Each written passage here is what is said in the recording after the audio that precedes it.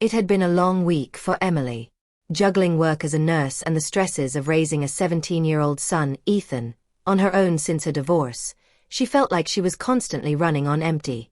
She loved her son deeply, but their relationship had become strained ever since the separation.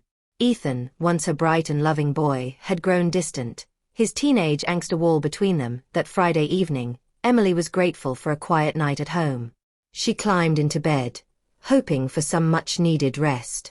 Little did she know, the night would take an unexpected turn that would change their relationship forever. The house was silent when Emily closed her eyes. As sleep began to take over, she heard a faint creak of the door. At first, she thought it was nothing, just the house settling, but then she felt it. The weight of someone sitting on her bed. Startled, Emily's eyes flew open. "Ethan," she whispered, her voice filled with concern. Ethan didn't answer right away. He just sat there, the room heavy with his silence.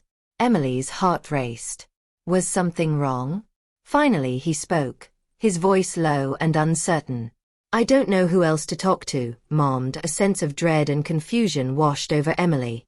Ethan, usually so withdrawn, had come to her, at this hour no less. What could he possibly need from her? "Ethan, what's going on?" she asked softly, sitting up in bed. "You can always talk to me." He shifted uncomfortably, his hands fumbling with the hem of his shirt. "I just don't know where I belong anymore. Everything feels messed up." Emily's heart sank. She had known things were difficult for him, but she hadn't realized the extent of his inner turmoil. He wasn't just dealing with the divorce. It was something deeper, something more personal. "You're not alone, Ethan," she said, reaching for his hand. "We'll figure this out together." Ethan's gaze dropped to his lap, and he sighed, the weight of his emotions palpable. "It's just everything. Since the divorce, it feels like my life's falling apart.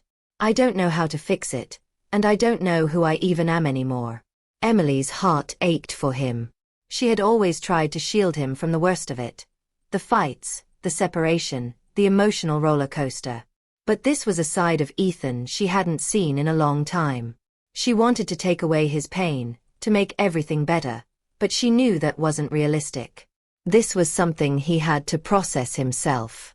"I'm sorry, Mom." Ethan's voice cracked. "I don't mean to shut you out. I just don't know how to talk about it." Emily could feel her chest tighten. The emotional distance between them wasn't just because of the divorce. It was his struggle to find himself, to navigate the mess of growing up. And in that moment, she realized that he had been fighting his battles alone, afraid that no one could understand the chaos inside him. "Ethan," she said, her voice steady, "you don't have to go through this alone. I don't have all the answers, but I'm here." Always. Tears welled up in Ethan's eyes as he finally let go of the facade. "I've been so angry, Mom. I've been angry at you, at Dad, at everything. And I don't even know why. It's like I'm fighting everyone, but mostly myself." The outburst startled Emily, but she didn't pull away. Instead, she reached for him, wrapping her arms around her son. He collapsed into her arms, his tears soaking into her shoulder as he let go of the pent-up emotion that had consumed him for so long. "I'm here, Ethan. I'm not going anywhere," she whispered, holding him tight. For the first time in a long time, she could feel the wall between them crumble. They were both crying, mother and son, but in that moment, they were connected in a way that was real and raw. No more distance. No more pretending. Ethan cried. Emily realized that this was the moment she had been waiting for, the moment where they finally stopped running from the truth. Ethan was hurting, and he needed her more than ever. But together, they could face it. The next few weeks weren't easy. There were more conversations, more late-night talks. Ethan began attending therapy, something Emily had suggested but never pushed until now. It was a slow process, and there were times when Ethan would still retreat into himself. But Emily knew now that he was beginning to open up, slowly but surely.